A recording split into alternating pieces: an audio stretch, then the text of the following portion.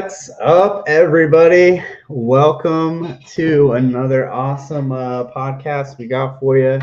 It's going to be a good one. I think y'all will get a lot of value out of it. First, before we get into there, I want to make sure that y'all know who we are, who's up here. Obviously, you've got myself, Joseph Mudd, here pretty much all the time. But we got two special guests today. Brad, Andrew, you guys want to introduce yourselves? Brad, you want to go first? You want me to go? It's all you, man. You got it. All right. So my name is Andrew. I'm a Subto regional leader here in Houston, Texas. My main avatar, I buy and hold properties. So that's really what I'm trying to focus on. Brad and I are partners. So I'm more the visionary, the person that talks on the phones. And Brad, he can tell you about who he is. But we own properties. We have long-term rentals. We have short-term rentals. We have several businesses that we run. So that's kind of what I've been doing the last year or so within Subto. Brad and I partnered up probably like a year or so ago. And it's a funny upbringing story how we kind of got together, but I'll let Brad share who he is and what he's doing. Awesome. I know you're excited to tell people that story, I'm sure. I'm Brad Lewis, also a Houston regional leader out here. Moved down to Houston about a year and a half ago, and I am also buying and holding as well. Andrew and I own a couple properties together that we've purchased Subto. We're looking to buy a bunch more in 2024. Like Andrew said, I'm more in the back end. I deal with all the systems and putting everything together because that's just what I enjoy doing. So Andrew and I work well together, and we're excited to share more about what we do. Boom. So now you guys know a little bit about our special guests, and man, what we've got is pretty powerful. I think you guys are going to really enjoy this. First, let me get some water.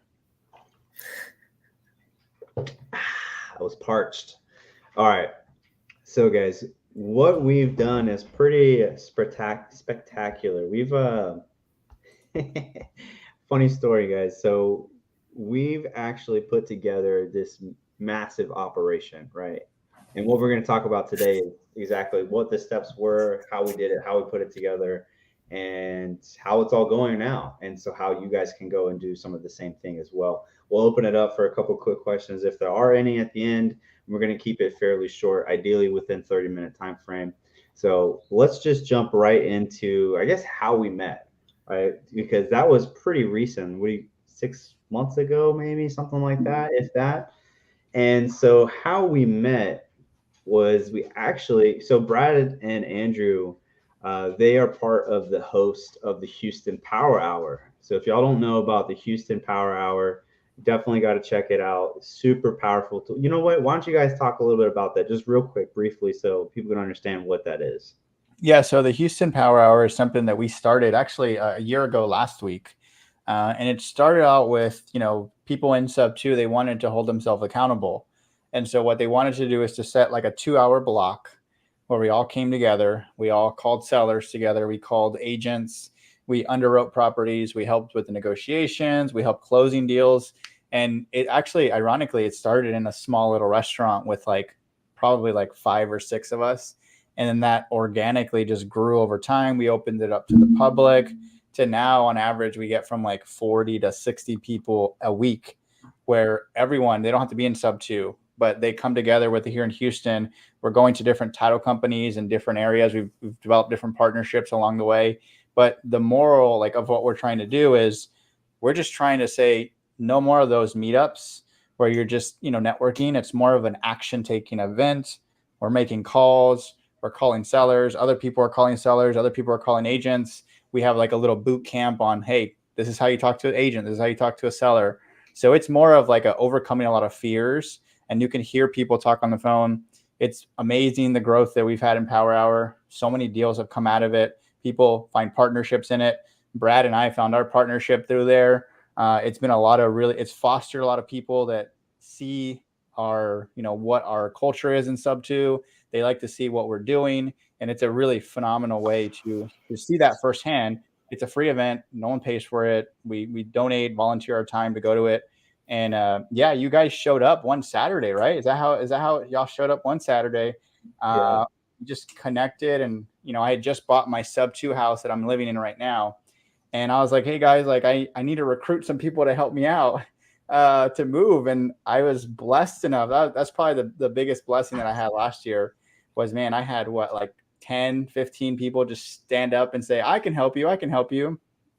So that was really cool. And that's how we met, right? Is that the first time that we had connected together? I think that was maybe the second or third time that we had gone. But so the first time that we went, we had heard about Power Hour, but we were really just never active in the community as far as like networking, because we were primarily focused on multifamily, and generally with a lot of these meetups, unless it is specifically a multifamily event, there's not really a lot of people in that space or wanting to be around that space. And so we were very like diligent with the events that we were going to, and most of those were paid events where we would have to travel a lot. And so that was kind of where our focus was.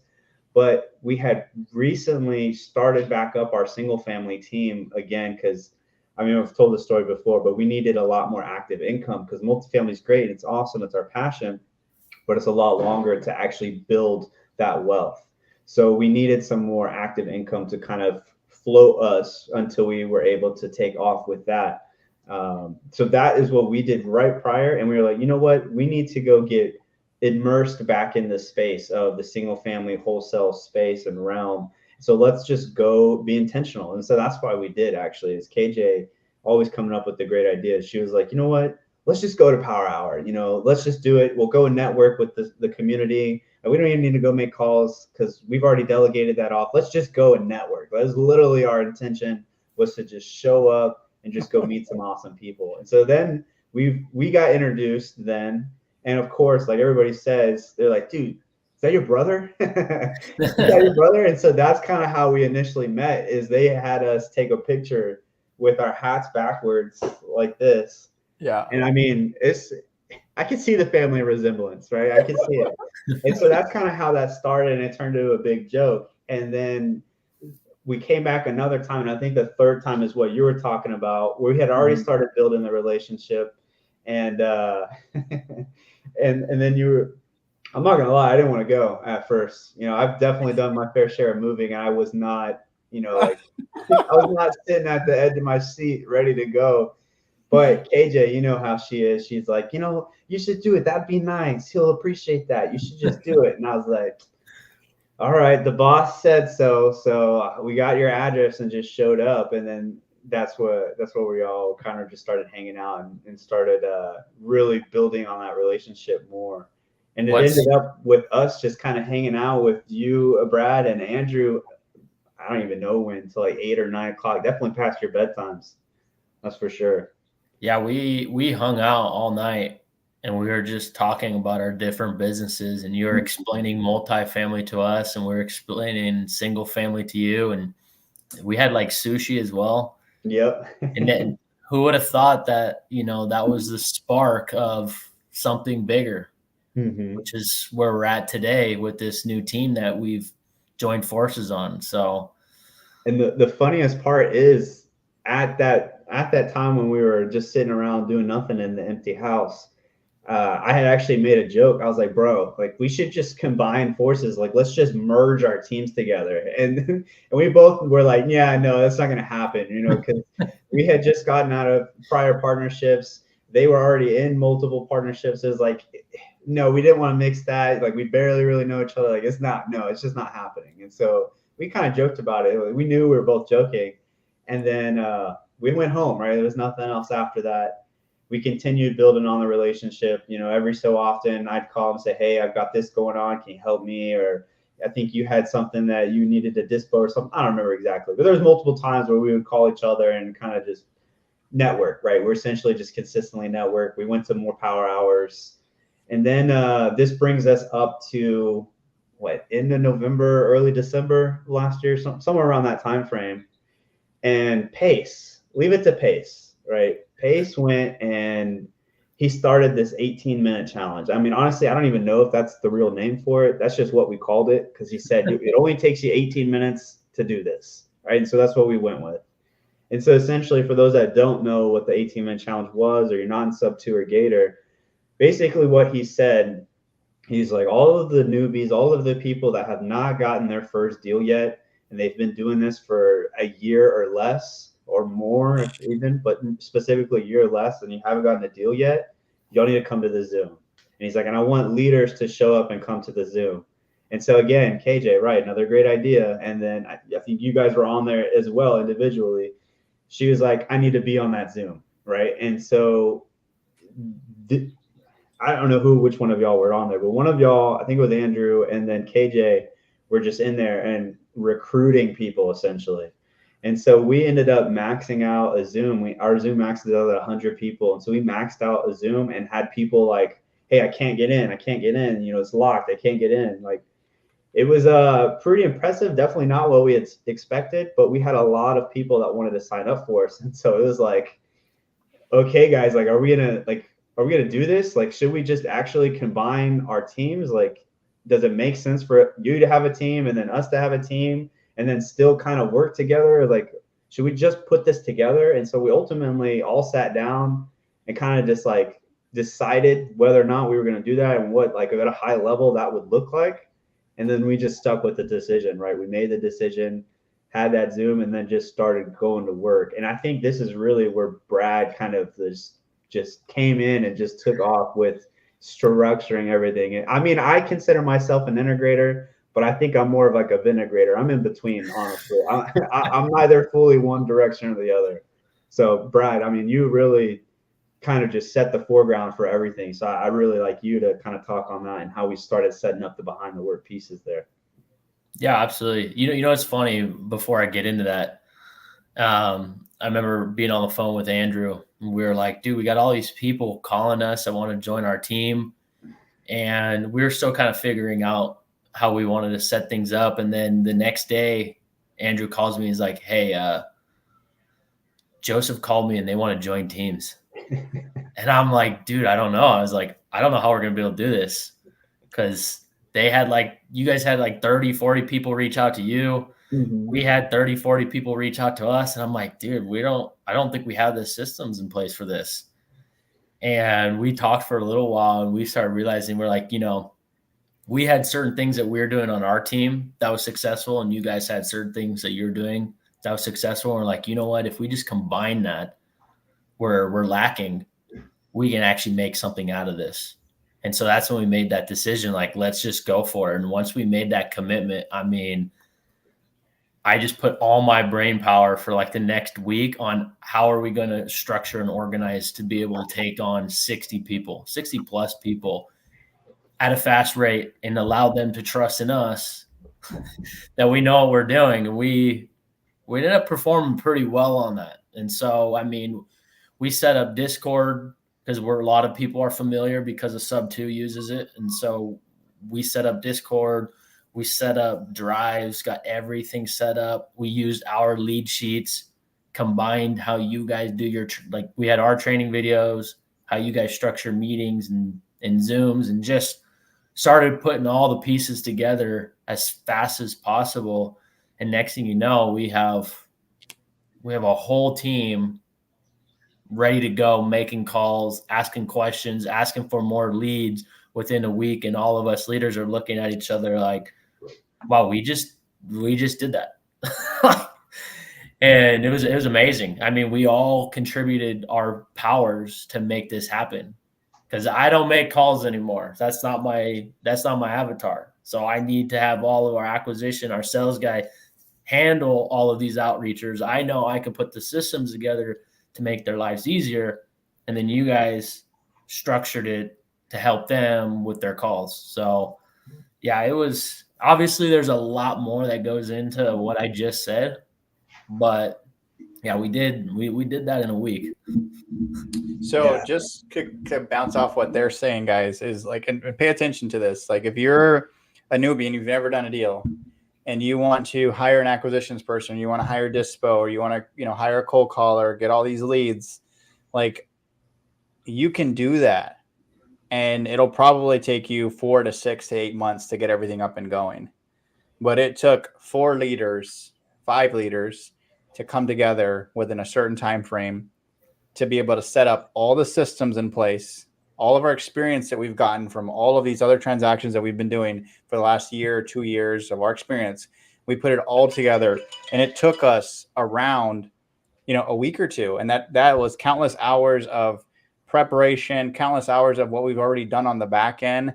It's a lot of work. If you're a newbie and you've never done a deal, it's almost overwhelming. If you break down an SOP, all the steps that needs to be done to be able to go from prospect to lead to underwriting to get it under contract to the closing table, like there's like over 1,000 steps that you have to go through. And if you're a newbie and you're seeing that, just getting your first deal done by yourself, it's so exhausting. I mean, I know we'll talk about it today, but we closed on a deal this past Friday, and 10 people got paid out from that deal. Like, think about that. Like, there was 10 people that touched that deal within our team. And I couldn't have done it by myself. Joseph couldn't have done it. Brad couldn't have done it. Everyone else on the team couldn't have done it by themselves. So if you're a newbie and you're, hey, I want to do it by myself, like, it can be super scary. It can be super overwhelming. And can you do 1 or 2 deals by yourself? Yes.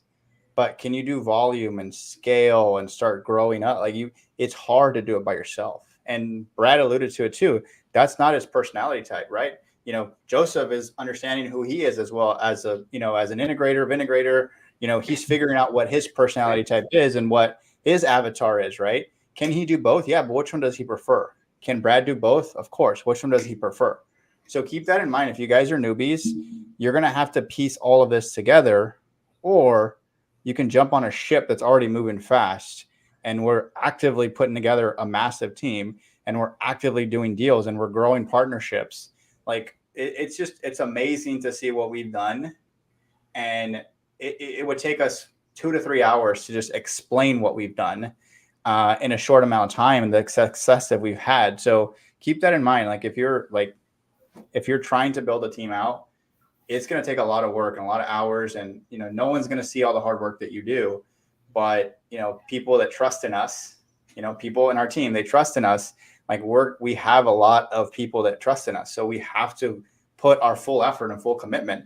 So I'm glad you kind of said that and alluded to that, Bradley, because I mean, dude, you crushed it on the back end with all of the systems, all the processes. Like, you made our lives easier. I'm pretty sure you made a ton of the outreachers' lives easier. All the team leads, like, you made that so that Discord is so detailed, so perfect, so easy. I'm a visionary, so I don't really understand it. I go in and I'm like, why are all these red dots here? I don't know who's calling me or what. That's not my job. But that's pretty funny. But yeah, I will say, can we talk about, like, just from a higher level perspective? Like, let's just take a step back. Like, can we talk about, Joseph, like, what does our team look like today? Like, talk to me about that. Where are the steps in place? Who's in what role, and what do we have in place right now with our team? Absolutely. So check this out, guys. Let me just first tell you all the roles that we have and then how each role plays with each other. So in order of, like, the progression of the lead, we have outreachers, we have team leads, we have closers, we have underwriters, and then we will have a dispo person. We also have a TC already. And then we have the leaders that are overseeing everything, right? And this is really where you guys are going to get a lot of value. Like, take some notes if you're not. The only person that we don't have just yet is the dispo person. And so we're all kind of filling in that role where we need to. We're establishing SOPs. We have 2 pretty good candidates, but we're really looking to finalize those SOPs before we just throw someone into the mix. We're also going to be hiring some VAs to kind of eliminate some of the tedious work, but that's our current team. That's what we have now. Let's go further into the roles. And again, we're going to keep it kind of high level, just because, like Andrew said, it would take at least 2 hours to kind of go through all of this. But the outreachers, right? Their main job is to, 1, source deals, but 2, to disqualify. They're not just trying to submit any lead that comes in through the door. They are really trying to disqualify as much of them as they can. And then the ones that are true leads, those are the ones that they should be submitting. So they're the front lines. They are calling off of the list that Brad is providing. We got the secret sauce. I'll leave that up to y'all if y'all want to share the secret sauce, but we got the secret sauce for the data. It's great stuff. And so the outreachers are just crushing it. They're just hammering these phones, just crushing it, going through so many. We've gone through 2,000, 3,000 leads already, and it's been month and a half or so, something like that. And so that's the outreacher's role. And it's fairly simple. It's an entry level position, and that's where the 18 minutes challenge came in. The 18-minute challenge came in, and all the people that have no experience, no anything, but they're hungry and they're ready to go. That's essentially the role they would start off in, and then grow as they go on. So that role, it's an entry level role, but it's so critical because they are literally the front lines, and they are the ones bringing in the leads. Without the leads, I mean, we're just sitting around doing nothing. So that is truly, I would say, one of the most important roles right there. So once the outreacher finds a lead, right, based off of our processes, based on the questions we have them asking, once they find a lead that is open to doing a creative deal, whether that's seller finance sub 2, we're mostly focusing on sub 2s. So once we have someone that's open to the idea, concept, or at least curious, or maybe it's not even that lead, but they want to know more about it, right? This is a relationship business. Those leads get submitted to through our CRM, through the form that we have, and those get passed off to the closers. And that automatically sets up an appointment, time and date for them, and the closers will then take that lead and they control it. That's their lead from the moment until we get a contract signed on that deal. That lead, that closer will then follow up for that secondary call, and Andrew calls that the process call. I don't know if you want to go a little bit deeper into that before I continue. That's definitely your main role there, your expertise. Yeah, I mean, so we just have like a specific process on how we do it, and Sub 2 is phenomenal. There's a lot of really good mentorships out there, but if you can have, really the biggest thing to think about, guys, is when you have a process and it's one specific way and everyone repeats that process, it's easy to figure out where the problem is. And our process is, me as a closer, I'm going to gather as much information as I can, and I'm going to position myself not in a decision maker role, but I'm going to position myself as more of like an advisor. Hey, this is my role. I'm gathering information, and then I'm going to submit my offer to the evil underwriter. And so that is our process, right? We process the call, we qualify them, we make sure that it's a really good conversation, and we make sure we understand what they want. And a part of that is we ask certain questions for them.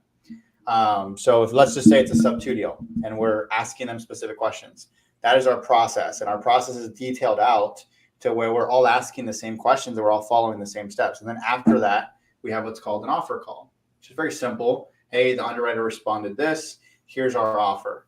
And for us, if you're a closer, wouldn't it be nice for you to say, hey, this is your offer. Let's just say it's your offer. The most you can offer is 20 grand. Well, me as a closer, I want to try to negotiate a really good deal. So if I know my offer is, hey, only 20 grand, this is a sub 2 deal, so the entry fee is going to be 20 grand. Well, I'm going to come in and I have a leeway as a closer to say, hey, I'm going to offer them 12.5. And if they say no, at least I have some wiggle room. So as a closer, you're not underwriting. You're not trying to figure out where the comps are. You're not trying to go to AirDNA. You're not doing any of that stuff. So it's like, if you're a closer and like, hey, you want to get some reps in and you want to do some like damage, like join our team because we set it up for you. Like for me as a closer, like this, there's nothing better than that. Hey, here's my MAO. This is what I want. This is what I want to do. So we have the offer call. And then after that, then they accept it. And then we transfer that over to the TC. But I want to go back to what you were saying, Joseph, and, because I know you're doing high level stuff and that's phenomenal. But like the one thing to keep in mind, if you're joining any team, why are you joining a team? Well, you're joining it because you're having accountability. You're having somebody that's been there, that's maybe 2 steps ahead of you, 5 steps ahead of you, 1 year ahead of you, whatever it is. You're joining a team so you can have some level of accountability and you can arbitrage. You can basically get our experience and our knowledge and you can just soak that in such a quicker time. And I think that's really the biggest key. And that's really what Pace really wants to promote. And what Pace really likes to do is, let's get together. How can my community members get together and do deals together? And I think I don't want the audience to not listen to that and hear that, because when I get a lot of good feedback from our team, when they're like, hey, I like that there's accountability. I like that, hey, I have some Zooms. I learn a lot of really good information. I mean, our Zoom Vault that we've created has 80 Zooms or whatever. And they're like, everything that has to do with DTA, like there's no questions left unturned. Hey, what if a seller says this? What if an agent says this? Boom, there's a Loom video for that. And so I think that's a really good resource for people to hey, I don't have to figure this out by myself. These knuckleheads have already figured it out, and I can just grab that, learn it, and then go utilize it. Like there's nothing more powerful than that. Would you guys agree? Oh, absolutely. Yeah, it's the same concept of going to hire a mentor, except you don't have to hire us. We'll pay you to work with us. Yeah, I mean, you have two roles, right? There's two things you can do. Like you said, hey, you can join a $50,000 mentorship and get that one-on-one training, but at the end of the day, you still have to put in the work, guys. I've joined high-level mentorships, and you still have to put in the work. You still have to pick up the damn phone and make the damn calls, right? There's no different. Well, why don't you just join a team, pick up the phone, make calls, stumble your way through it? We had a meeting, on Tuesday? Yesterday was our team meeting, right? Mm-hmm. And the outreacher that got paid on the deal, we asked him the question, hey, do you remember submitting that lead? You want to know what he said? Nope, I don't remember. Because you've made so many calls that the leads that you think are going to be good leads, they probably don't end up to be good, right? But the ones that you don't even know, they turn into deals because we have a system, we have a process that we follow to a T. So I think that was really cool for the outreacher to say, I don't remember that. You guys. Yep. And he even requested to have it's just his first deal, so he requested to have it as a check, and then so I'm gonna be mailing him the check tomorrow on that, and he wants to frame it. And he said I'm gonna have that as a reminder that I can do this, that it is possible to make this happen. He's like, and it's right there in front of me every day. So it's pretty cool because I remember that feeling, bro. I remember getting our first deal. KJ and I, we went and got a check as well. And we were like, hey, look what we just did, man. Like, this is incredible. It was incredible. It was such a great feeling, high on life type deal. And it was awesome. I love it. I need to be more like that. Because I am not like that whatsoever. And everyone's different, right? Everyone wants to get a check. Everyone wants to see it. It's validation. It's proof. For me, the validation is coming on the next one. Let's do it again. Let's do it again. Let's do it again. And let's get a bigger one, right? That's always my validation. So yeah, Brad, you have something to say about that? Yeah, I mean, I remember my first deal, for about a month and a half, I was like, I'm going to do it all by myself. I'm going to try to figure everything out. I'm going to find the leads, make the calls, close them, all that stuff. And I just was constantly running circles, just lost every single day. I don't know how I'm going to be able to do this. It wasn't until I, kept showing up more and more to Power Hour and being around you, Drew, because I was like, man, this Drew guy, he's done so many deals. He's got all this experience, I'm going to partner up with him. I'm just going to call his leads. And as you all know, that's not my avatar. But what did I do? I was like, I got to gain that knowledge. And that knowledge is very, very important. So joining a team that has that knowledge already put together allows you to fast track your journey. And ultimately, Drew helped me get my first deal because he already had the skills. He passed that on to me. And once I got that first deal, I was like, wait a second. This isn't like rocket science over here. You just got to put the pieces together. And from there on, we just kept going. So the point of that is joining a team when you're first getting started is so powerful because you can learn so much, gain so much knowledge, and just speed everything up, speed that learning curve up, especially when you're around people who are consistently doing deals. Again, like Andrew said, we're only a couple of steps ahead. We're not like I was in your shoes a year ago. Like not even a year. It was actually my first. Yeah, it was like 8 months ago. And so like I was there. So just keep plugging along and join up with people, join up with leaders or people doing deals. And I'm telling you, you will notice growth faster than you could imagine. Yeah, and I want to be clear, it doesn't even have to be us. We're open to giving value and helping everybody, but you may not like any of us. And that's okay. That's totally fine. This is America. You can think and pretty much do whatever you want. So that's fine. We're just saying that you don't have to do it yourself. You can go and find someone that you like, know, and trust, and they can be of resource and value for you. You just need to provide value for them, right? Don't expect value and give nothing. Most people will do that, but you have to go providing value as well, and it'll pay off in dividends. So I want to talk about this next rule, Brad, and I want you to kind of talk about it, because honestly, we didn't have this on our team, and I don't think y'all had it on y'all's team. And I'm talking about the teams prior to the merger, essentially. And it's funny, I said merger in a call the other day, and they're like, "Man, that sounds so corporate." And I was like, "Wow, that's not corporate. That was cool." But anyways, back to it, right? So I'm talking about the team leads. Like, these guys, super critical, right? And so, Brad, this was kind of a brainchild of you, and probably just answering so many questions. So I want you to kind of talk about the team leads, what that role looks like, what they're doing, and how they are a huge value to our team. Absolutely. Yeah. Our team leads are spectacular. Like, we are extremely grateful for the 3 team leads that stepped up to take on this role. We didn't have it on our team. I was like our team lead, and basically the team lead is answering questions for all the outreachers, getting them new leads, helping them keep their calls moving forward, whether that's, role play, like doing call calibrations, having just little mini meetings to go over like sales tactics, things like that. And when we joined this new team, we're like, I can't take on that role with 60 people, because for our team to keep scaling in volume, I have to utilize my skills where they're the most needed. So we decided, you know what?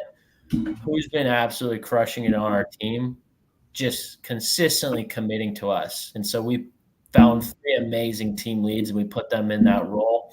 And now they run pretty much, they are in the Discord nonstop helping the outreachers out, and they love it. Every time we talk to our team leads, they are just like, I love pouring everything I can into them, because I want them to get their first deal, because I remember when I got my first deal. So those team leads are extremely important with our operation, especially when it comes to answering a lot of those questions that tend to come across quite often when you're new and you get more and more new people. Lovely. Love it. Love it. And one important thing for the team leads is that they've got their hands on pretty much every single deal. Like, they could literally do nothing except what Brad described, because the team leads are also outreachers. That's their role. They are just an elevated outreacher, right? Because that's still a position that they can take on, but they're all, like Brad said, they stepped up to be leaders, and they're doing all these other extra roles.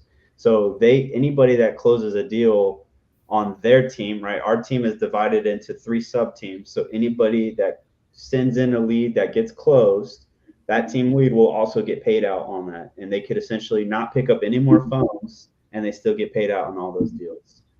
So I thought it was a fantastic idea. It's definitely paid off by implementing that role, and I absolutely love it and appreciate all of you guys.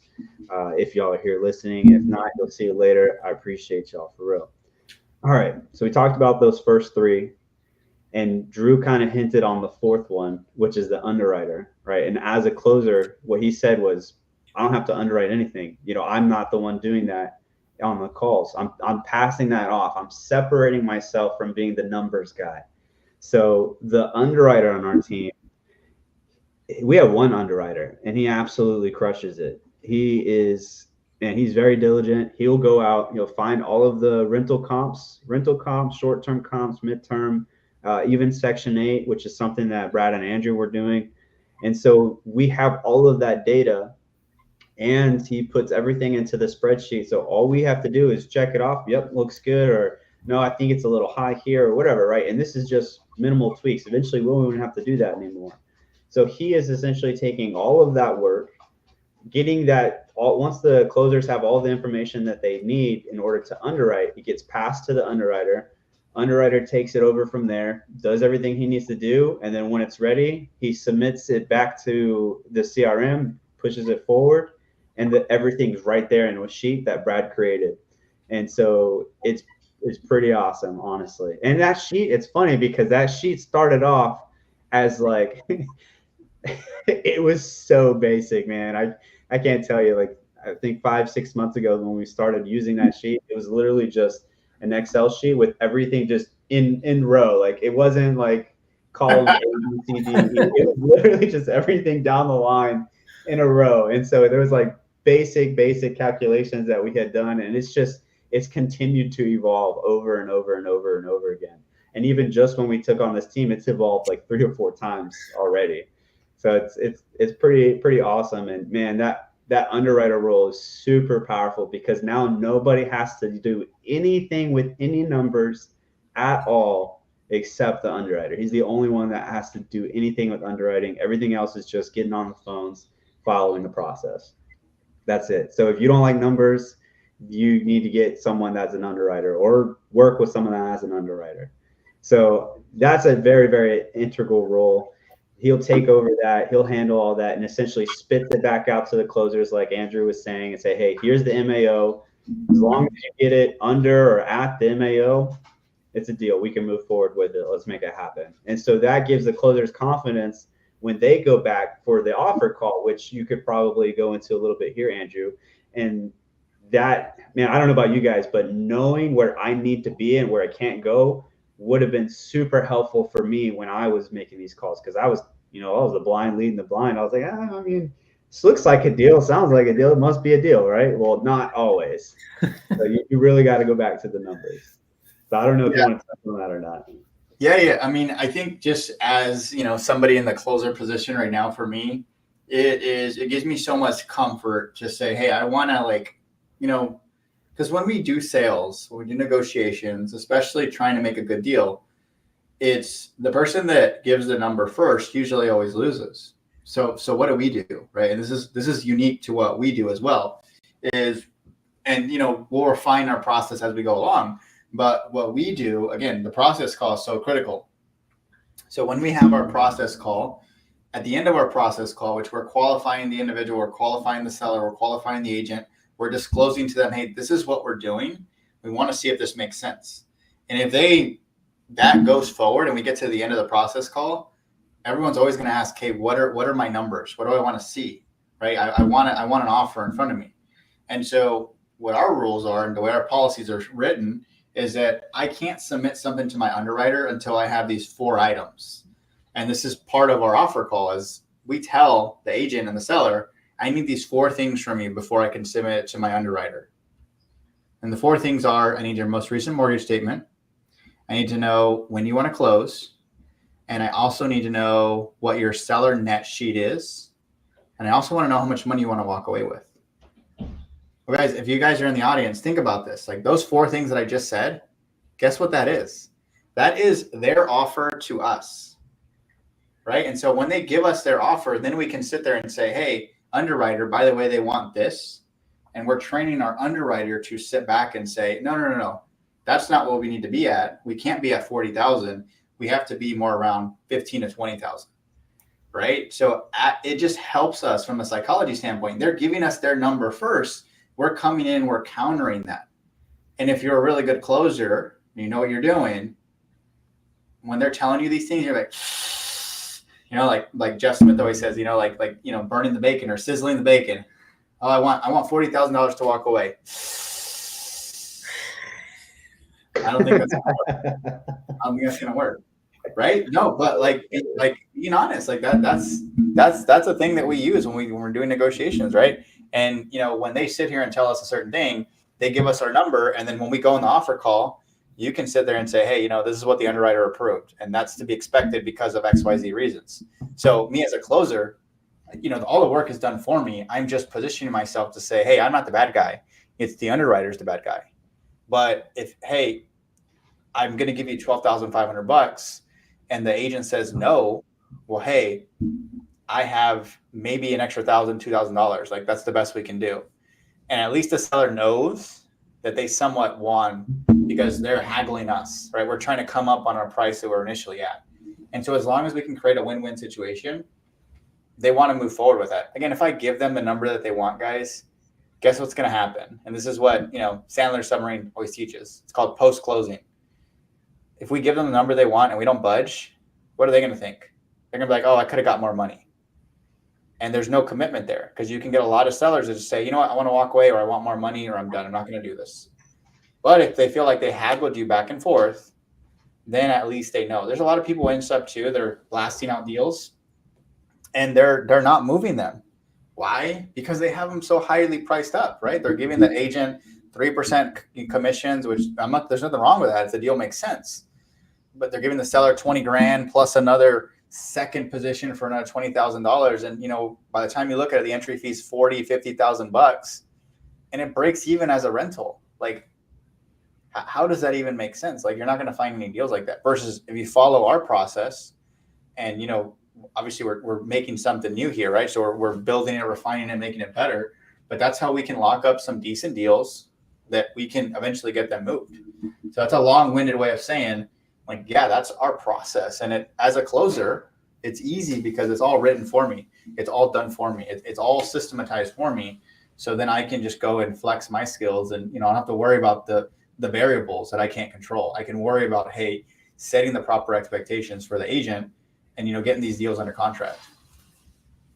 Man, I'm so glad you said that, because that was the last thing I was going to say about having the underwriter, is the fact that we know that our numbers are setting us as a business, as a company, apart from all of the other people that are just doing exactly what Andrew said. So we have, we display that on our deals. We say, hey, look, here's all of the numbers, because we underwrote them before we just locked this up. We have all the facts right here. Go double check it. It's all right here. And so we present that as another way of distinguishing ourselves from the rest of the people out there, right? This the whole scorch the earth. So yeah, super powerful to have an underwriter, have someone working on the numbers specifically. Very, very integral part of the team. I know we're going to ask hopefully we'll ask some questions. If you guys have questions for us, write them in the chat. We'll answer them. But I have a question for you, Joseph. Yes. What advice would you give somebody that's thinking about starting a team, or joining forces with a team, or starting a team from scratch? What advice would you have for somebody like that? Ooh, no experience, or they have experience? Like, what does that all look like? Both. Let's just say they have a minimal amount of experience. Let's say they've been in sub 2 for a year and they're like, you know what, I want to create my team. I want to move forward with, creating a team. What advice would you give them? I would definitely say first thing you need to do is go talk to people. That's the first step you should do, is to talk with people and figure out what they're doing, what's working, what's not working. And then essentially what you're doing is information gathering and figuring out from not just one person, but from multiple people. And then once you have all that information, you can go and make a calculated decision on what your first step should be, what your first hire should be, how you should start building it out. Now, I mean, you have a general idea of what our process looks like as well. You can take pieces from that, and maybe you liked half of it, not the other half. That's what the first thing I would do, is I would go figure out what other people are doing, and not just anybody, but people doing it successfully, right? Because like Andrew was talking about, there's people out there that just really, I commend them for going and taking the steps forward and just doing it, but you also need to have a little bit of information on what you're doing to make sure that you're doing it right. So that would be what I would say. I don't know if that's exactly what you were going for, but that's what I would say. Is like, it's the whole go find a mentor, go pay a mentor, right? It's that same concept, same idea. Just find someone who's doing what you want to do and then copy them. I mean, that's pretty much it, right? It's the whole cheat off of your neighbor's homework mentality. That's simply what you're doing. Think about like when we all first joined, the community that we're in Subto, right? Mm-hmm. What our biggest goal was, we didn't have enough information, we didn't know all the answers, and we didn't have enough friends. Well, when you're in Subto for, let's just say, 2 or 3 months, right? You still don't have enough information. Yeah, maybe you've done a deal or two, but you don't have enough friends. And then if you're in Subto for 6 months or so, guess what? You've maybe done 1 or 2 deals. You still don't know what the heck you're doing. You're looking for private money, and you don't have enough friends. And we're a year, 2 years into Subto, and we still have the same problems. And it goes back to what you were saying, is that the more friends you have, the more relationships, the true relationships that you build. Now I'm saying that with a purpose. You have to build true, genuine relationships with each other. If Joseph and Brad didn't have a really good relationship with me, and they come to me and say, "Hey, I want to join forces. Let's join teams. I have cold callers. Let's do this. Let's do that." And I'm like, dude, I don't even know you. How am I going to give you value if I don't even know you as a person? And I will say, first impressions really matter. And I think sometimes when we don't want to do something and we do it anyway, just because it's the first impression really matters, that goes a massive, long, long way in this business. So I love what you were saying is, gathering information, but also you got to make sure you have the right information, right? Make sure you're hanging out with people that have done the deals, and networking events, talking to people in the chat, talking to people within the Subto, everyone within Subto, talking with them as well too. Not only talking to the people that Pace highlights, because Pace highlights a lot of people, but you got to make sure that they're actually doing deals. And the only way you can do that is by being friends with them, talking with them, asking them what they were doing. So I really do like that. Brad, I do have a question for you. Is what advice do you have for somebody looking for a new team? What advice do you have for somebody like that? That's a good question. Someone looking for a new team. I mean, it kind of piggybacks off of what we were just talking about. Finding trustworthy people that are actually doing deals and people who align with your values. Because the last thing you want to do is go find just any team out there and they don't align with you.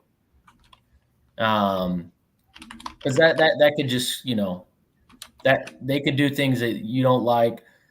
And that will be a challenge for you to keep growing. You need to be able to align. You need to feel the energy with that person you're connecting with or with that team you're with, so that you can continue to grow. And that's why I was able to grow as fast as I've grown, is because Andrew and I align so well that a lot of our values are very similar. So we were able to just fast track things.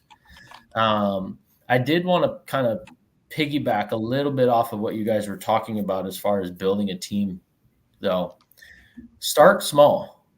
Because, we gave you a whole high-level view of our entire team, but I don't want you guys to then go out and say, okay, I need to hire all 7, 8, 9 roles, because you have to be able to take on those roles and know what's going on in each one of those.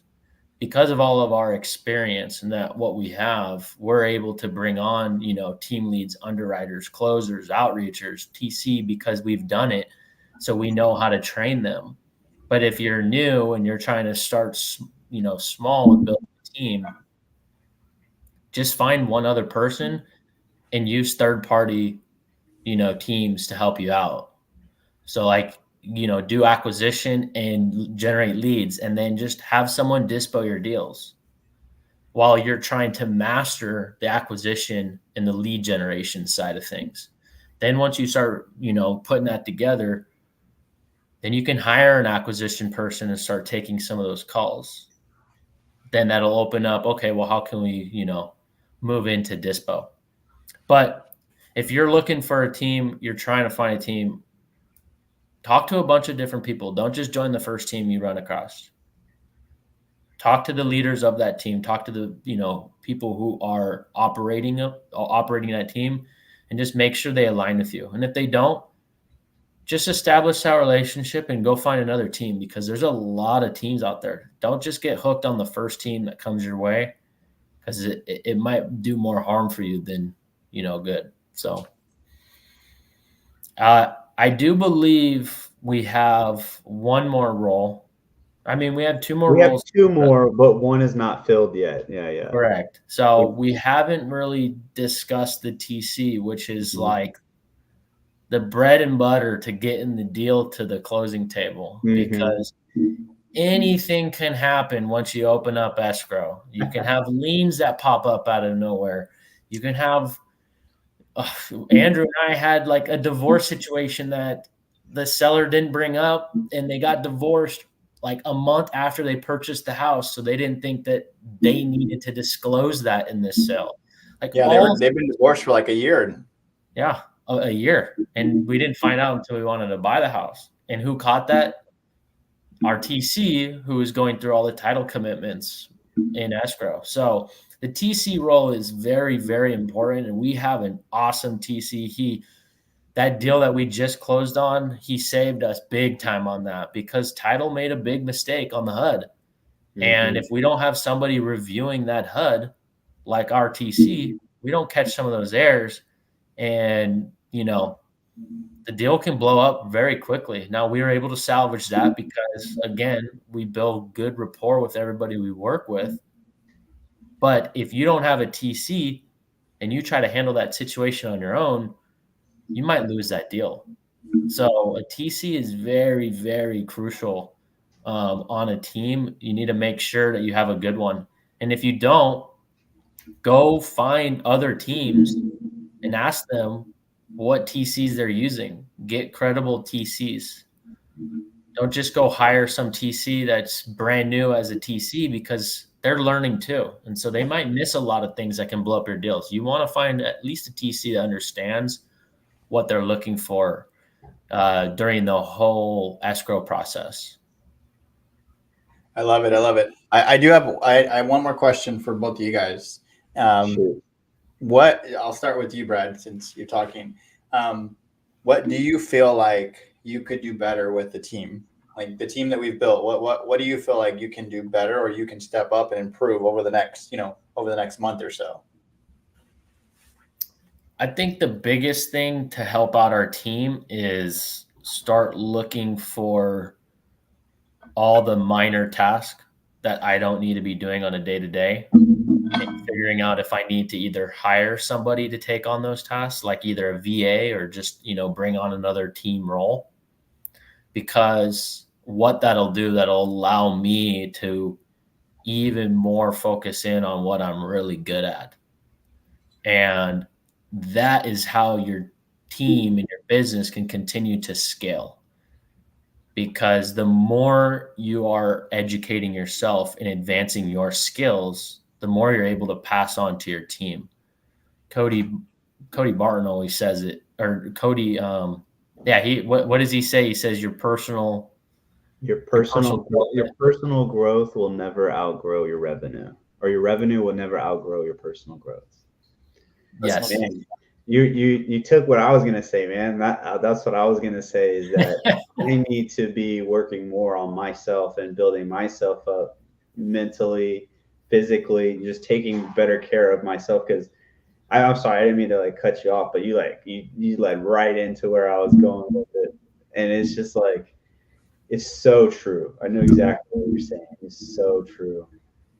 So that would be the biggest thing for me, is really just working on myself and just really becoming the best me that I can be, so I can show up for the team as 100% as I can be. So I didn't mean to cut you off, bro. I'm sorry. No, that was a perfect segue. Drew, I'm curious to hear, because I mean, you're like our networking genius on our team. Like, the relationships you build is so powerful for our team, but you're still in the closing role, which requires a lot of work and even help with dispo. So you're still really, you're still taking on some really crucial roles. I'm curious how you see yourself within a month, because when I look at you, I'm like, you're out there, you're our spokesperson. Like, you get your face out there, you establish these relationships, and then you're like, but I close and I'm on the phone kind of, while driving. So I'm curious what you have to add on that. I like where your line of questioning is, and I really like that. I don't know if I'll be sitting out of that closer role anytime soon. Now, let's be clear and honest. Like, I don't consider myself a closer whatsoever. Like, I feel like I think closers are really good individuals to get started. But like, I want to be a business owner, right? I want to run a successful business. I want to be a really good business owner. I don't want to sit in a closer role, for forever. I think closing roles is really good. I love the avatar of being a buy and hold investor because that tells me that I'm a business owner. So to answer your question, where do I see myself in a month? I still see myself closing a bunch of deals. Like, that's what I really want to do. Cause to me, it's fun. Like, if we set it up in a way that makes sense, it'll be easy for me. What I want to do more moving forward to help this team is, like, I want to give back more. Like, even people within our Subto community, like, I want to teach people things that I was never taught a year ago when I started, right? When I started, I spent hours in the Zoom Vault just consuming a bunch of videos, consuming a bunch of content, learning all the information that we have. And once I got all that wealth and knowledge, I have a really good memory. So once I got all that, I was like, okay, let me go utilize it, and let me go do this, and let me go do that. So, like, I want to provide a resource for everyone. There's hours and thousands of hours in the Zoom Vault for that Pace Morby has provided for us. And I want to simplify that and make that so easy for everyone to just digest. Because if you're a newbie and you don't know what you're doing, trust me, I've been there. I know what you're talking about. But if I can just pull out all the really nuggets, the golden nuggets for people, and just provide it to them so simplistically, so easily, and in a like easy to access resource, like, that's what I really love to do. Because obviously we're here, it's past our bedtime, we want to give back, we want to help, and that's really what I want to do. Like, I want to help as many people as we can do as many deals, and I see myself giving back more and more. February, I'm going to be a little bit busy, but still, like, starting in March, I want to do more of these videos. I want to do more of, like, live lead generation, live cold calling. Like, there's so many things that I want to do to give back to people, because guess what? I know how much valuable that is. Like, to somebody that's never made a call and they see me do it, like, it's so fun. Like, they just to see the joy on people's faces. Like, it's really not that hard, right? Like, but people need that, almost like a big brother, to say, yeah, like, let's do it together. And that's really what I want to do moving forward, is, like, give back as much as I can to the people in this community. Because the more we pour into these guys, like, the more we pour into our team, the more they're going to want to pour back into us. And I think that's where I've learned so much from Pace, is that, and Brad and I had this conversation 1,000 times, but, our philosophy is that we want to own real estate with people. Like, we don't want to just own real estate with random people. Like, there's 28 people on the Zoom right now. Like, I want to own multiple properties with a lot of people in the Zoom. And so the way we do that is we can create loyalty with each other. I want to pour into you, you pour into me, and we do deals together. We make money, but then we take down properties together. We own assets together. We own real estate together. And trust me, like, that's a whole different animal. It's a whole different business strategy. It's a whole different, realm of problems that we have to go into. But, like, I want to be there for every single person here. And I don't have the time to do that right now, but eventually we will. So we got to figure out a way how we can pour back more into our team. Even though I feel like we've done a lot, I still think we can do a lot more. So that's really what I want to do. I don't necessarily want to get out of that closer role, because to me, it's fun. But eventually, we're going to have to step out of it and go into a higher role. And, as we're starting to do more for our business and for our team, obviously we're going to have to do that. But right now, I think for me, my main focus is going to be pouring back into this team, doing some, bonus Zooms, live cold calling, live lead generation, all these other fun stuff. Like, it'll be so much fun. It'll be so much fun. I'm excited. Here's a good segue, because KJ said it's all good. I'll schedule and set up the lives for y'all so it's easy. I mean, she did this one, man. So it's kind of when I was going with it. I think that's incredible, bro. Like, so much value will come from that. Like, we have a closer on the team who stepped up, and he does office hours, and I know people are getting value from those office hours. Like you said, right? It's nice to just be able to see that somebody is doing this right here in front of me, and I can just take little things from these calls that I'm hearing. So I think that is awesome, man, and I'm pumped for what you got cooking. But before we move on, I want to also shout out the other two leaders on our team, which is my wife KJ, who's here in the side chat making posts or comments, whatever. They're all posts to me. And then Jada Tholey, man, the ladies on our team, man, we definitely have some powerful women on our team. They're absolutely crushing it. Man, holy crap! They're bringing in people into our sphere. They're recruiting new folks. They're the glue of the team. Like I've never met a more positive person than Jada. I mean, look, there's Jada. Look at her shouting out KJ, not even herself. She's awesome, man. Jada's awesome, and of course, my wife's awesome as well. Like for real, we couldn't be doing it without you, ladies. Y'all crush it. I know y'all aren't up here right now, but y'all are very integral parts of this team, and y'all definitely coming up with great ideas, making stuff happen. So couldn't go on without saying that. All right, I saw a question from Luis. It said, what business and mindset books would you recommend? And I saw Subto Drew grabbing something off the bookshelf back there. What you got cooking? I have a couple of business books. As far as mindset books, I'm gonna answer it in two different perspectives, right? A mindset book and from a perspective of a business owner, and then a mindset book from a perspective of a cold caller or somebody that's closing deals. The name of the book I couldn't find it here, but it's called the I'm losing it. It's The Mindset of a Sales Warrior. It's a really good book because it teaches you the psychology of sales in a sense where we always think sales is more of a negative connotation, but this guy's a sleazy salesman. But this book actually changes your perspective on it and gives you more value. Again, when we sit in a closer role or cold calling role, we feel like we have no value. We feel like we have nothing to give because we're always getting told no, right? But that book will really teach you to say, hey, you have a ton of value. They just don't either understand it or they're not ready to hear it yet. You just got to go find the person that you can help. And so that really taught me like the mindset of a sales, warrior or sales individual. That's a really, really good book.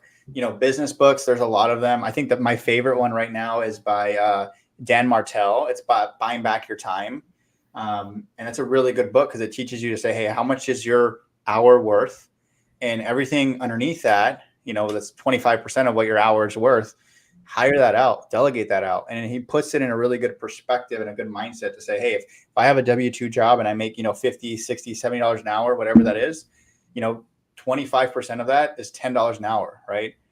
Like anything that you're doing that's $10 an hour, hire that out. A VA can make your schedule. A VA can, do all of these things for you, and you can free up that time. Think about it. If you're worth $50 an hour and you're doing tasks that are worth $5 or $10 an hour, guess what? Every hour that you do that, you're losing $40 an hour. And so if you're a higher level individual and you're making a lot of money, that becomes a problem for you, right? So that's a really, really good book. A book that I was thinking about was one of my favorite books. It's called Storyworthy. Have you guys ever read this book, Storyworthy? Never heard that one. So it's a really, really good book. Matthew Dick is the author. And so it's a book about telling really good stories. And so when we have conversations with agents and sellers, sometimes the most powerful thing that we can do is tell third-party stories. But it's essentially a story that you tell somebody. And learning how to tell a proper story is so powerful. And Storyworthy is a really good book on, there's so many things that go on in our day-to-day life that we don't put that into like our memory bank. So when we're telling stories, we think we're telling really good stories, but they're not always the best stories at all. And this book really teaches you how to articulate your stories, how to have a good conversation. If you read this book, every movie that you watch moving forward, it's going to ruin it because you already know how the story is going to end based off of the book. And so that's how good it is. It teaches you how to tell a proper story. And it gives you like homework. It's something called Homework for Life. So like every night before I go to bed, it's actually right here. It's like I write down. So it's called Homework for Life, right? So it's like little things that I write down. And it's like, I write down like stories like that I have throughout the day, like little things that I write down. And it's like, it helps me tell better stories. It helps me articulate it. Guess what? I write stories about, like, when I heard Pace talk to a seller and say the third party story. And I made that into my third party story, right? Pace's infamous, F-150 story.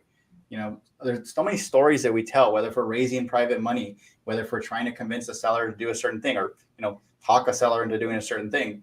Stories are so powerful. And I think, that book Storyworthy was a really, really good book that teaches you about stories. I mean, there's so many books. I mean, a lot of the mindset books, they're all the same. Another really good one is, Limitless by Jim Quick. Like, I know some of you guys got that book recently. That book is, you talk about mindset. Like, that book is very, very powerful. It's a really, really good book. But I mean, I could talk about books all day. I love reading. That's one of my favorite things to do, as you can tell from all the books. I know. I just moved my bookshelf out of the office and into our bedroom. I love it. Like, what about you guys? What's a good business book for you guys? Mindset book. Business. I don't know if you've ever read Traction. Traction's a solid one in the whole EOS. Of course, integrator. Of course, integrator. Hey, Ventigrator, bro. Ventigrator. You gotta get it right. Yeah, Traction was one. It was actually probably the first book that I was introduced to as far as an entrepreneur. I've obviously read books prior, but I didn't really care to read until I was told how valuable it could be. And so I started reading Traction, and man, that was powerful. I've definitely taken a lot of stuff from there as well. And then a mindset one, Atomic Habits, was a pretty good one. One of the things I really took out of that, because I was always, I guess, hard on myself that I wasn't quite where I wanted to be yet. You know what I mean? Like, I just felt like I could just be doing so much better. And like, when I wasn't, or didn't feel that I was, it was just hard. I took it to heart. And so with that book, one of the things it talks about is essentially not worrying about that and just focusing on getting 1% better every day. And that growth of 1% every day will become exponential growth over a matter of a year. You know what I mean? And so it was just super powerful, man. That was one of the biggest things I took from that. Obviously there's more in there, but that was definitely one. And I still have not read Limitless. I do want to read that one though. You keep telling me. My favorite quote from Atomic Habits is probably a quote that you probably won't remember as much, but Dan Martell, this book right here, he says it, and it's like, you don't rise to the level of your goals, you fall to the level of your systems, right? We can have all the goals that we want. We can say we want to do a ton of deals. We can say we want to do this. We can say we want to build a team, but that's going to crumble if you don't have the structure and the foundation in place, right? So if you don't have your systems in place, and when you're building out a team, having a proper systems in place is so powerful and it's so key, right? So, you don't rise to the level of your goals, you fall to the level of your systems. Such a great quote. And it was actually in Atomic Habits. I didn't really remember it until, Dan Martell really brought it to life to me. But you read these books, and the thing that I love about reading is I go back and reread some of these books, and you're in a different mindset, right? We're all in a different mindset than we were a year ago. So like, you can read Limitless today and it may not hit you if you read Limitless a year from, like, Limitless is a book like you have to read every single year. Like, it's one of those like Think and Grow Rich books, all these books that, you want to read once a year, because every time you read it, you're in a different mindset. You're in a different perspective. You can, you digest certain things differently. And so I'm glad you said that. Brad, what about you, bro? Mindset books. What do you got? I was going to say one more, and I love that Benefits Medicare said it. He said, "Who, not how," bro. I love that book. I love that book. And I always say that it's the multifamily investor's Bible, because it's literally the whole like point of multifamily investing is just doing it with other people, and not just multifamily, right? It's all of it. But specifically, I refer to it for that because all you do is just go and partner up with people. That's literally it. Partner up with people that have the resources that you need for whatever particular situation or deal it is. And that is literally what that book is about. It's who can help me, not how can I do it. Who can do this, not how can I do it.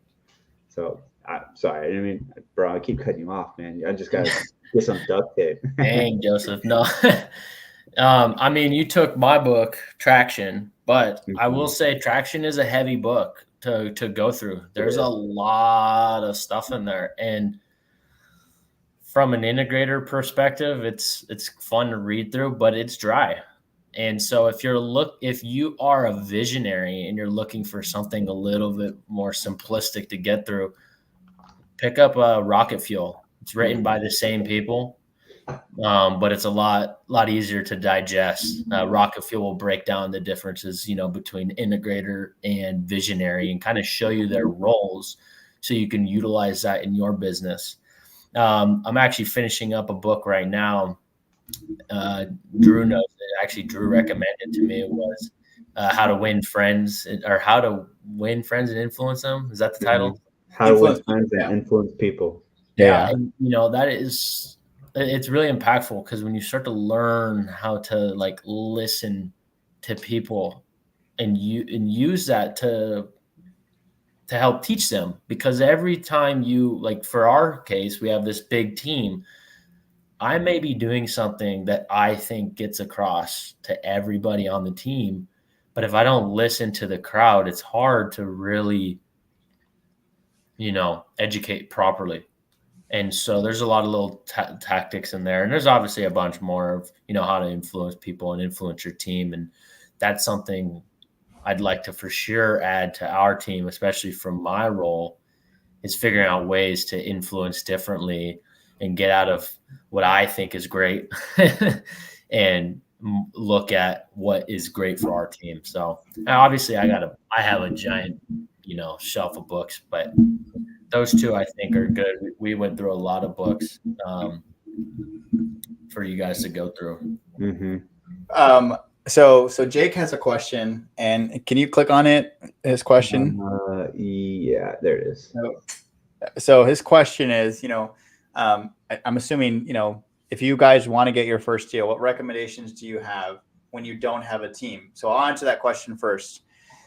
And you got to do a lot of work. Like you have to do everything that again, I just alluded to earlier. And so we just closed on a deal Friday and 10 people got paid on that deal, right? So if you want to do the role of 10 people, it's going to take you a while. You may fumble your way through it. You may fumble your way through a lot of mess, and you may end up blowing it up at the end, right? You can do that. I've done that, right? I've fumbled through a lot of deals. I was blessed and lucky enough to be able to get them to the finish line. But once you do that one time, it is so hard. It's so hard to move on to the next one, right? You do a deal by yourself, and then it's like it fumbles in your face, and it's like that's where people quit, right? And do you want to be in this business for the next 10, 15, 20 years like we do? Or do you want to try and get your first deal within the next 10 minutes or the next 10 months by yourself and make 100% of the profit? I'm okay letting the profit go because I'm building something bigger. I'm building, we're trying to build something that we can be here for the next, 10, 15, 20, 30 years or so, right? So Jake, I would ask yourself that, what do you want? Yes, you don't have a team, but what do you want? Do you want to be in this business for a year or two? Because that's the average for people, right? I joined Subto with another guy, and he called me a year in our anniversary. He's like, hey, we joined together. We joined at the same time. We tried to partner up together. It didn't really work out. And a year into it, he's quitting Subto. He's quitting real estate. I mean, he's taking a break from it. But it's like, Jake, do you want to be that person that does it all by yourself? Or do you want to say, hey, I want to find a team. I may get my first deal. It may not be a massive check, but at least I'm learning everything step by step by step. And at least I know what it takes to be able to be around somebody that knows what they're doing. There's 13,000 people in Subto, right? Out of those 13,000 people, I want to say maybe 250, maybe 300 of them actually have legitimate businesses, maybe a little bit more, maybe 5%, right? But do you want to be that 5%, Jake, or do you want to be the other 95% that haven't even gotten their first deal, that don't do transactions consistently? I would just ask yourself that question. What do you guys got on it? I mean, this goes back to what I said earlier, that, your revenue will never outgrow your personal development, right? So like, you get your first deal, you did it all by yourself, you made that $10,000 assignment, and then what? You got to do it all over again. And it's just, you're not personally developing to be able to scale that at large. And so that's why joining a team, yes, like Drew said, you will make less, but the knowledge is so much more important, because once you establish that knowledge, that foundation, then you can really start to capitalize on that. And then you'll start to see your revenue grow faster and faster versus just getting that first one and, being stuck at getting the second one. Because we hear a lot of people, a lot of stories, they'll get their first deal and their second deal won't come for another 4 or 5 months, just because they just don't know. They don't know how to go track down that next one. They don't have that development to do it. So what Andrew said is powerful. Joseph, do you have anything else? I think we're hitting that point where we're getting close to closing this out. Yeah, it's past Drew's bedtime. Jake, But yeah, no. be in sub 2, Jake, to join our team. You don't have to be in sub 2. We have a lot of people that are on our team that are not in sub 2. Yeah. Luis, who's in the chat right now, he's not in sub 2. Phenomenal friend of ours. He goes to Power Hour. So is Lars. He's on our team. Our underwriter, he's not in sub 2. There's quite a few people on our team that are not in sub 2. It's not a requirement. It's just if you want to join. Yeah. So I don't have anything that y'all didn't say on this. Again, it's just gonna go back to who, not how, right? Just getting out there, networking, finding the right people that you can trust, or at least trust enough to get to that stepping stone until you feel comfortable going to the next stepping stone. Right? And it's don't be scared to take action. That's one of the biggest things that a lot of people will want to run into. They call it analysis paralysis, where you're essentially just looking for the information and you never stop looking and gathering the information. So you really want to gather, absorb the information, and then go implement it. And that's how you're going to truly learn it. So that's what I would say there. Jake says, you guys are open to new members to join your team. Absolutely, man. It's a all open door policy. We're always taking in more people. We have it to the point where it's essentially automated almost, where you just show up, we send you a Loom video and then a form to fill out, and then you pretty much get everything from there. And then the team kind of just takes over. You'll reach out through the Discord. Team lead will get you taken care of, and then you get some leads and you start going. And that's pretty much it. I will say this, Jake, if you're wanting to join a team like ours, the one thing that everyone is always going to ask you is commit at least 3 months, 6 months to the team, right? Like, you have to have that level of commitment. If not, don't join the team.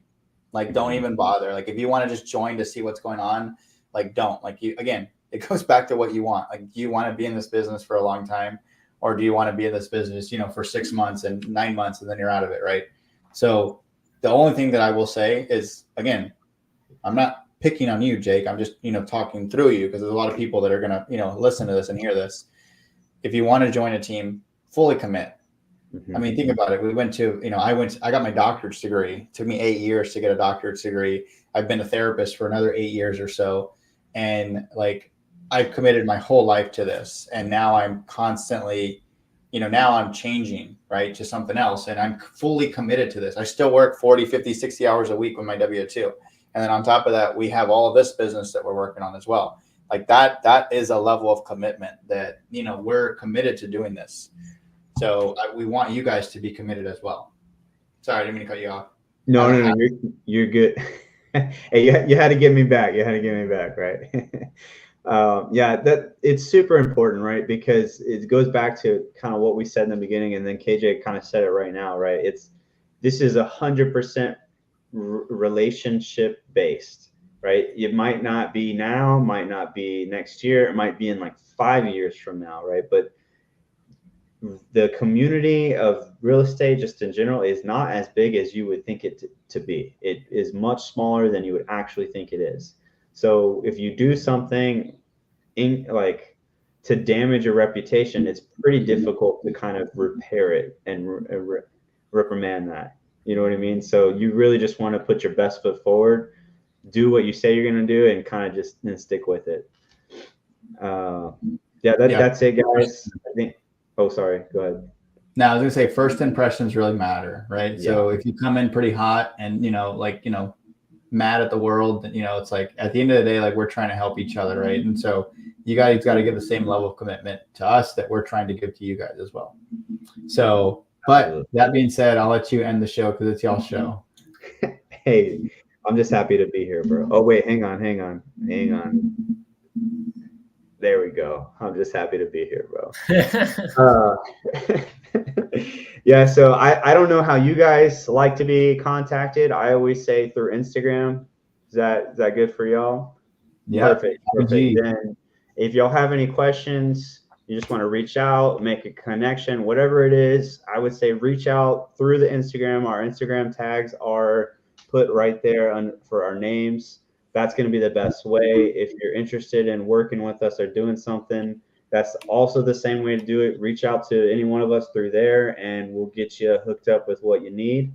Closing remarks, anybody? No, let's make some money this year, man. If you guys have a lead that you guys need help with, bring it over to our team. Our team will take care of it, take it to the finish line, close it, dispo it. If you guys have any deals like that, definitely reach out to any of us. We'd love to partner up with you. If you guys have any deals for sale here in Houston, let us know. We're buyers. We want to buy cash, creative. Look at Daniel being so nice, man. I love it. All right. You guys have a good night. Take care. Reach out to us on Instagram. We'll have more of these. I promise. There we go. Thanks, everyone. Bye, everyone. Have a good night.